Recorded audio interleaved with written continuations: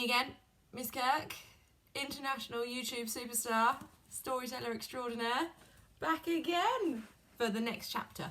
When we left off, I believe Ben had just told his mum and dad that he was going to be a ballroom dancer, which is what they always wanted for him. He did not really mean it. It was a trick because he'd been out the night before trying to see that his granny was... Sorry, Max is back with another sock again. He's just found out that his granny is possibly a gangster and he needed a lie to tell his parents.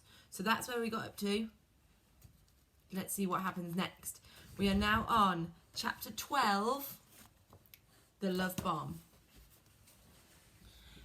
Ben had spent the whole of Sunday morning being measured up by Mum for his dance outfit. She'd stayed up through the night sketching possible designs. Under duress, he was forced to choose one and pointed a limp finger at the one that he thought was the least hideous. Mum's hand-drawn options ranged all the way from the embarrassing into the humiliating.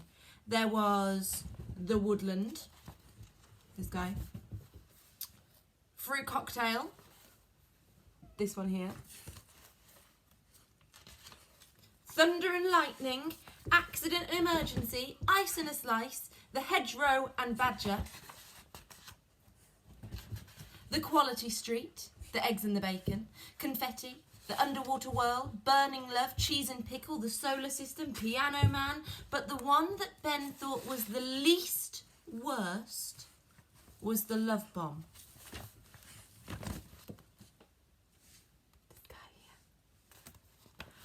We'll have to find you a nice young girl to partner with for the competition, said Mum excitedly as she accidentally ran one of her fake nails under the sewing machine and it exploded.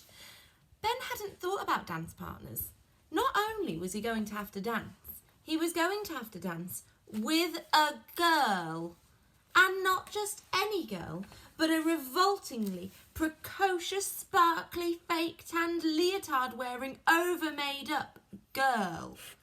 Ben was still at the age where he thought that girls were about as appealing as frog spawn.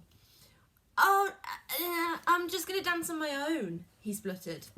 "A solo piece, how original! In fact, I can't stand here talking all day. I'd better go and practice," said Ben as he disappeared upstairs to his room. He shut the door, turned on his radio, and then climbed out of the window and raced over to Granny's bungalow on his bike. "So, you were running off into the woods when Lord Davenport When Lord Davenport started shooting at you." Ben was eagerly prompting his granny to finish the story she'd started. But for the moment, her mind looked blank. "Was I?" said Granny, looking increasingly befuddled. "That's where the story ended last night. You said you'd snatched the ring from the Davenport's bedroom and were running across the lawn when you heard shots." "Oh, yes, muttered Granny, her face suddenly illuminated. Ben smiled broadly. He suddenly remembered how he'd used to love his granny telling stories when he was younger, transporting him to a magical world, a world where you paint pictures in your mind that are more thrilling than all the movies and all the TV shows and all the video games in the whole universe. Only a couple of weeks ago, he'd pretended to be asleep to stop her telling him a bedtime story. Clearly, he'd forgotten how thrilling stories could be. "I was running and running," continued Granny breathlessly, as if she was actually running, "and I heard a shot ring out, then another. I knew from the sound that it was definitely a shotgun rather than a rifle." "What's the difference?" asked Ben. "Well, a rifle shoots one bullet and is more accurate, but a shotgun sprays hundreds of little deadly balls of lead. Any idiot can hit you if they fire a shotgun in your direction." "And did he?" said Ben. His smile had faded now, and he was genuinely worried. "Yes, but luckily I was far away by then, so I was only grazed. I could hear the dogs barking too. They were hunting me, and I was only a small girl. If they'd caught me, the hounds would have ripped me to shreds." Ben gasped in horror. "So how did you get away?" he asked. "I took a chance. I couldn't outrun the dogs through the forest. The fastest runner in the world couldn't do that. But I knew the woods really well. I used to play in them for hours with my brothers and sisters. I knew if I could just get across the stream, then the dogs would lose the scent. How come? Oh, well, dogs can't follow a scent across water. And there was a great oak tree just on the other side of the stream. If I climbed that tree, I might be safe. Ben couldn't imagine his granny climbing stairs, let alone a tree. She'd lived in this bungalow for as long as he could remember. More shots rang out through the darkness as I ran towards the stream, continued the old lady, and I stumbled in the gloom of the forest. I tripped on a tree root, and I fell face first in the mud.